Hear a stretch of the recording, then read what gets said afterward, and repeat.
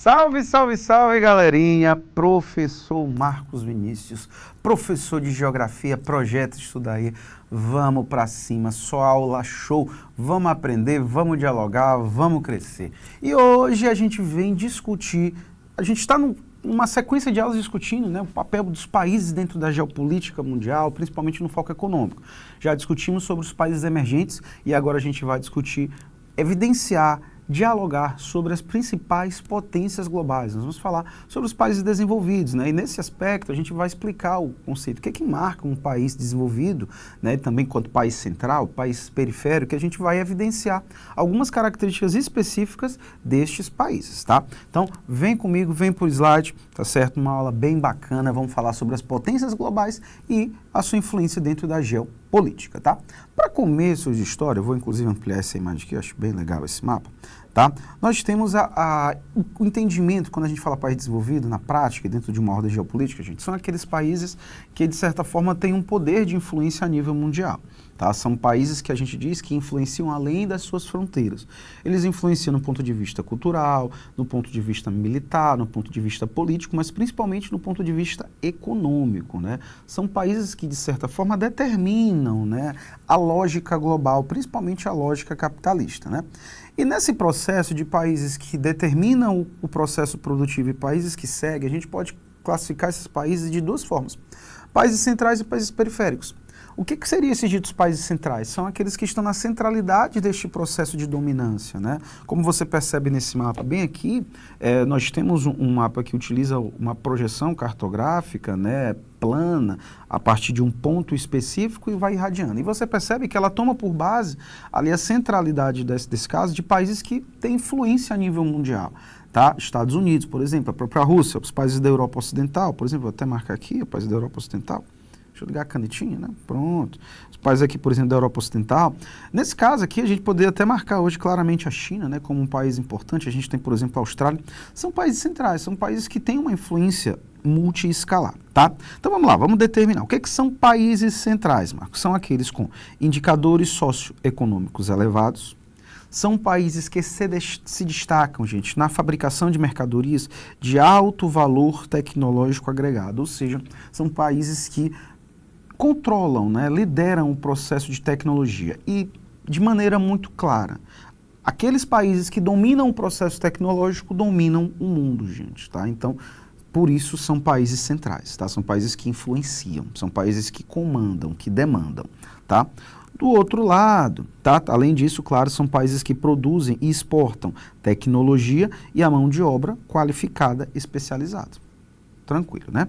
Do outro lado, quem são esses países, né? A gente tem ali os Estados Unidos, a gente tem a China, a gente tem a Alemanha, por exemplo, tá?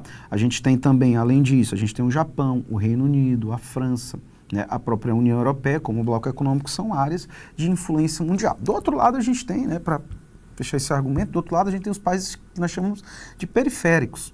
Né? O que são eles, Marcos? São aqueles países que normalmente orbitam em torno dessas potências centrais e que na prática são dependentes, são países que são dependentes tecnologicamente, são países dependentes economicamente, né? São países que normalmente seguem as tendências, seguem as demandas. Na prática, são países que são comandados.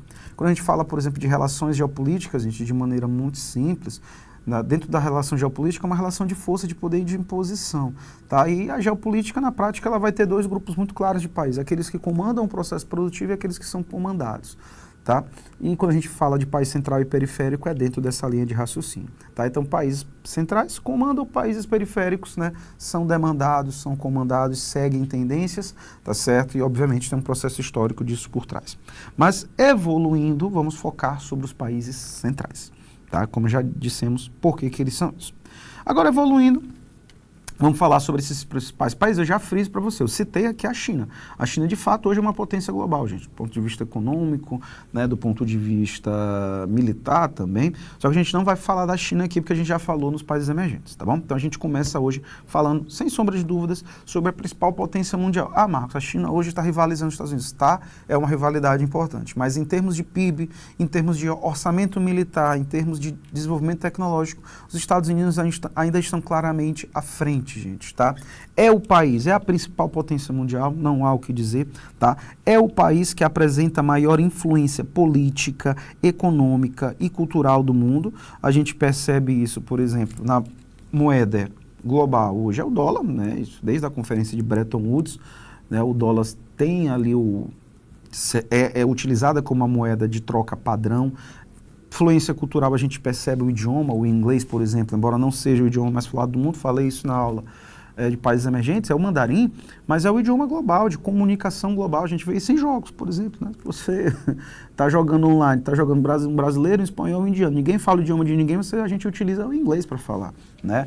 Do ponto de vista da política, claramente os Estados Unidos têm um papel de intervenção muito clara no mundo, né, na política, como um grande mediador. A gente vê os Estados Unidos dentro da nova ordem mundial como um grande xerife, né, ali buscando sempre estar, de certa forma, atrelado ali a tensões, a conflitos como mediador. E a gente sabe que essa atuação dos Estados Unidos, obviamente, também busca ter interesses próprios ali, né? Então, não à toa, a gente percebe sempre conflitado, calma. Os Estados Unidos vai ali, de certa forma, tentar intermediar. É relação política muito clara, né? A gente vê como o Donald Trump, por exemplo, balançou a geopolítica mundial, né, desde que assumiu o poder, isso fica muito claro. Apresenta, gente, do ponto de vista econômico, uma economia extremamente diversificada, gente, tá? Industrialmente falando, prestação de serviços, os Estados Unidos também tem um destaque importante na produção de alimentos altamente tecnológica, tá certo? Influencia, tá? Apresenta um alto grau de mecanização nas suas atividades produtivas, como eu estava dizendo para vocês. Tanto nas atividades industriais, de fato, segundo setor, né, no setor terciário de comércio extremamente diversificado, e o primeiro setor norte-americano, então ele pensa assim, os Estados Unidos é a potência mundial, eles não produzem alimentos. Produzem, gente, tá? E produzem também em grande quantidade. Muito para o seu consumo interno, diga-se de passagem, mas o que destaca é que é uma produção altamente mecanizada, tá certo? Uma produção agropecuária moderna, atenção nisso, tá, galerinha? É a maior economia do mundo, ainda a China está rivalizando. Está rivalizando em termos de PIB em partes, que o PIB norte-americano ainda está bem distante. O PIB norte-americano passa da casa dos 20 trilhões de dólares, gente, chegando ali a 22 trilhões de dólares. O PIB chinês fica ali na casa de 14, 15, 16 trilhões. Então, o PIB norte-americano ainda é muito forte em relação aos outros PIBs do mundo, tá? Capital dos Estados Unidos, tá certo? É Washington DC, a moeda é o dólar, tá certo? O idioma oficial é o inglês, tá? A população dos Estados Unidos, gente, curiosidade, tá? Os Estados Unidos têm a terceira maior população da Terra, gente, tá? Índia e China em primeiro lugar, superando a casa de 1 bilhão de habitantes, não serão alcançados, 1,4 bilhão de habitantes. Em terceiro lugar vem os Estados Unidos, com 330, 350 milhões. Quando a gente fala de dados numéricos, assim, eles podem variar um pouquinho. Mas o que é importante saber? Os Estados Unidos têm uma grande população, gente, tá? É um país populoso também, mais de 300 milhões de habitantes, tá? E o atual presidente, né, o mandato 2.0, Donald J. Trump, né? O governo Trump hoje, que chama a atenção a nível mundial. Beleza? Evoluindo, vamos para uma outra potência mundial. Esse país, gente, como você pode estar vendo a bandeira, é a Alemanha, tá? É a principal economia da Europa, gente, tá? Muita atenção. Esse país hoje já representa a terceira maior economia do mundo, superando a economia japonesa. Tá? É chamado de locomotiva europeia. Nós estamos falando da Alemanha, né, gente? Um país hoje de grande também importância geopolítica, no século XX nem o diga, e no século XXI também. É o país hoje que lidera, assim, em níveis, né, de política também a União Europeia, tá? Terceira maior economia do mundo, maior economia da Europa, tá certo? População de 83 milhões de habitantes. E uma curiosidade, é um país que hoje apresenta uma alta taxa de envelhecimento dentro da Europa, né, gente? A Alemanha é o país, por exemplo, hoje que mais recebe imigrantes, tá? E por uma necessidade também, principalmente de mão de obra imediata, tá? É o país, como eu estava dizendo, com o maior número de imigrantes, né, da Europa. Estima-se que mais ou menos 10 milhões de habitantes, né, sejam de origem de outro país, gente, tá? Isso mostra uma necessidade de reposição demográfica da Alemanha. Isso é uma preocupação muito clara, tá certo, desse país. Evoluindo, a capital do país é Berlim, né? A moeda oficial é o euro, eles adotam o euro como moeda oficial. O idioma oficial é o alemão, tá certo? Idioma próprio. E o atual chanceler, né, o grande líder político da atual Alemanha é Olaf Scholz, tá certo? E aqui o mapa da Alemanha, gente, tá? E aí eu friso com vocês aqui, interessante, tá? Mapa da Alemanha, tá? Aqui está a capital da Alemanha, Berlim, tá certo? Berlim, gente, curiosidade, tá? Ficava do lado oriental da Alemanha. Lembre-se que a Alemanha, no contexto da Guerra Fria, foi dividida em duas Alemanhas, né? A Alemanha Ocidental e a Alemanha Oriental. E muita gente pensava que Berlim ficava bem no centro, né? Por isso que tem o Muro de Berlim. Não. Berlim, gente, ficava dentro da Alemanha Oriental. E o muro estava aqui dentro, tá certo? E do outro lado a gente tem aqui a parte ocidental, que é a parte mais desenvolvida, tá certo, da Alemanha. Inclusive aqui nesta região, galerinha, tu tem aqui, tá certo, o principal parque industrial da Alemanha e da Europa, gente, tá? Nesta região oeste, tá, da Alemanha, ali, região da Renânia, tá? Uma região muito importante até pela proximidade aqui com países como a França, como a Holanda, como a Bélgica, né? A gente tem aqui um dinamismo econômico muito forte nessa região. Outras regiões de destaque, a gente vai perceber que é a região da própria Baviera, tá certo? Também as regiões de Hamburgo e Bremen também, regiões importantes, tá? Evoluindo, tá? Apresenta, como eu estava dizendo para vocês, diferenças de crescimento econômico e social entre as regiões, tá? Oeste e leste. Isso aqui, gente, é fruto do contexto da Guerra Fria muito claro, tá? A parte oeste, como eu vinha frisando para vocês há pouco, a parte oeste da Alemanha, ela é mais desenvolvida até hoje, tá certo? Do que a parte leste desse país. Isso aqui é fruto do contexto da Guerra Fria, né? Um lado ficou sob influência capitalista, o outro sobre o lado de influência socialista. A parte que ficou sobre o lado capitalista, que foi a parte, né, oeste, ela se desenvolveu mais, galera. Tanto que quando a Alemanha se reunifica, a gente vai ter uma migração forte de pessoas do leste da Alemanha para o oeste da Alemanha, buscando ali, obviamente, melhores condições de vida. E essas desigualdades ainda permanecem, tá certo, gente? Até hoje, ali, de regiões mais desenvolvidas e menos desenvolvidas, tá bom? Destaque, como eu disse para vocês, tá certo, para o Vale do Ruhr, né, onde fica ali na região da Renânia do Norte, é o maior parque industrial da Europa, frisando novamente para vocês aqui, nesta regiãozinha, está aqui o principal parque industrial europeu, gente, região da Renânia, o Vale do Ruhr, muita atenção, beleza? Evoluindo, vamos lá, não podemos deixar de falar de país desenvolvido, claro, esse país, nitidamente, ele vem apresentando uma queda, né, em relação à movimentação de PIB. Esse país já foi a segunda maior economia do mundo e hoje ocupa, tá certo, o quarto lugar. Mas é um país que ainda tem uma representatividade muito forte, né, um simbolismo muito forte, que é o Japão, conhecido como a potência nipônica, né, gente? O Japão, que foi um país arrasado, né, no contexto da Segunda Guerra Mundial, inclusive foi alvo, né, das duas bombas atômicas nucleares de Hiroshima e Nagasaki, né? Então foi um país marcado pela guerra, mas que consegue se reconstruir à base de investimento tecnológico, educação tecnológica, tá? E um país que 30 anos depois, a Segunda Guerra acaba em 45, né? É um país ali que já em meados da década de 70 já começa ali a despontar como um dos líderes da terceira revolução industrial juntamente com os Estados Unidos, né? Isso faz com que esse país se torne a segunda maior economia do mundo. Hoje é a quarta, vem em queda, mas ainda é um país de muita importância econômica, tá? Então, quarta maior economia do mundo, é uma grande potência industrial e um país, gente, que apresenta elevadíssimos índices sociais, ou seja, é um país de altíssima qualidade de vida, gente, tá? Expectativa de vida muito alta, galera, tá? Evoluindo, ele é formado por ilhas, gente. O território japonês em si, gente, ele é um território insular, tá? Ele é formado numa região, deixa eu até ampliar aqui para você, para a gente olhar o mapazinho com mais calma, tá? Ele é um território, gente, que foi formado dentro da região que nós chamamos na geografia de Círculo do Fogo do Pacífico, Anel de Fogo do Pacífico. Uma área de intensa movimentação tectônica, várias placas tectônicas se movimentando. Então, nessas regiões, obviamente, teve muita erupção vulcânica ao longo das eras geológicas, tá? E o território japonês, ele é formado deste processo, tá? Então, o Japão, gente, ele tem 4 ilhas principais e mais de 1000 ilhas secundárias, ilhas pequenas, tá? E essa característica também influencia na própria geografia do local, que o Japão é um país que tem poucas planícies. A maior parte do relevo japonês, gente, é um relevo montanhoso, tá? Característica desse processo de formação vulcânica, tá? E aí nós temos aqui as ilhas principais, as 4 grandes ilhas, que eu vou marcar aqui para vocês, ó, é a Hokkaido, que eu vou marcar bem aqui no mapa, inclusive, tá? Hokkaido é a primeira. A gente tem a principal ilha, né, a principal grande ilha do Japão, porque é onde está a capital e o principal dinamismo populacional e econômico, que é a ilha de Honshu, gente, tá? Bem aqui.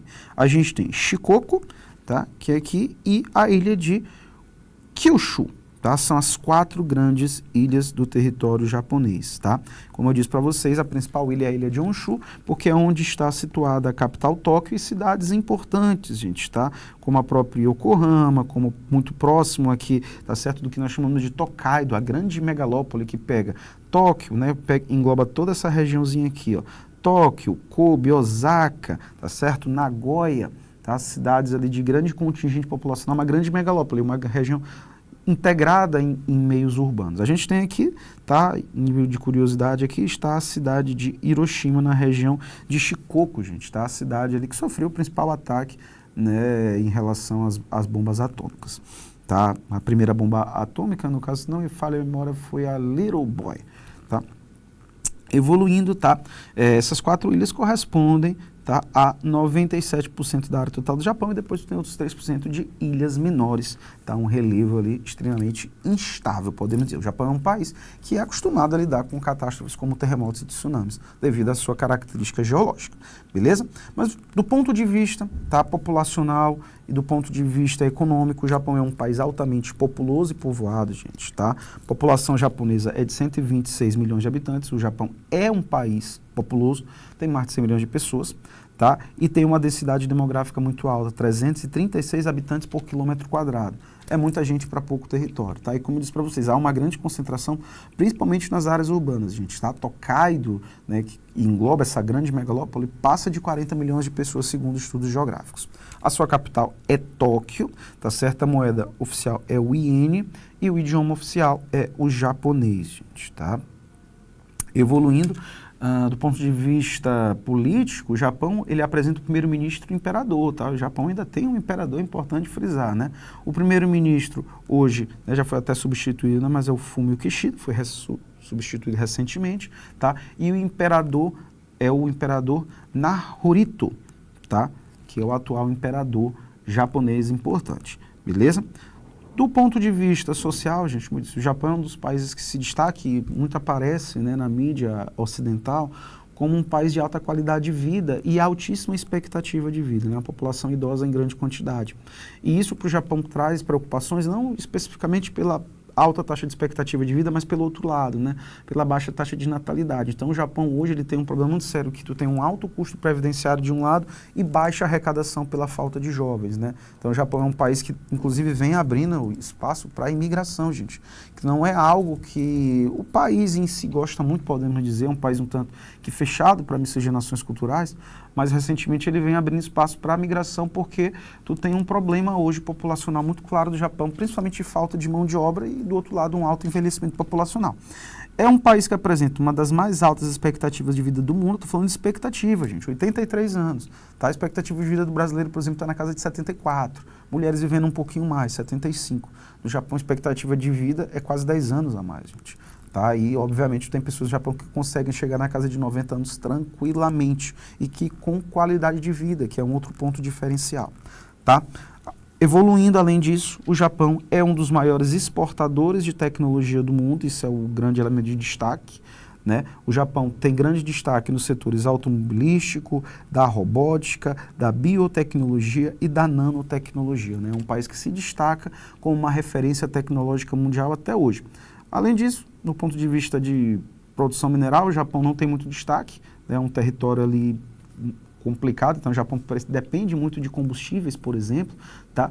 Dentro da questão do primeiro setor, a gente pode perceber o Japão com a questão da pesca industrial. O Japão tem uma relação muito forte com o mar, né, na questão dos peixes. E aqui a gente tem uma foto da bela capital do Japão, né, Tóquio, né, ali com o famoso Monte Fuji, né, que é uma imagem que é um monte ali muito conhecido dentro de uma perspectiva cultural japonesa, né, galera? Até que a gente tem a figura da cidade de Tóquio. Vamos lá, vamos fechar com chave de ouro e responder uma questãozinha. Vamos lá. Primeira, qual das opções abaixo corresponde a um país considerado uma potência global na nova ordem? Brasil, Índia, África do Sul, Alemanha ou Argentina? Gente, claramente das potências que a gente falou, o Brasil é um país emergente, tá certo? Então eu já vou eliminando aqui. O Brasil é um país emergente, a Índia é um país emergente, a África do Sul também. A Argentina a gente enquadra, né, como um país também subdesenvolvido, tem indicadores sociais ali que recentemente vem em queda, mas é um país ali que a gente pode botar como um emergente, não está no nível de desenvolvimento do Brasil, tá? Mas claramente o país desenvolvido aqui é a Alemanha, né, gente? Então, o nosso gabarito aqui, claramente, letra D. Então, é isso, galerinha.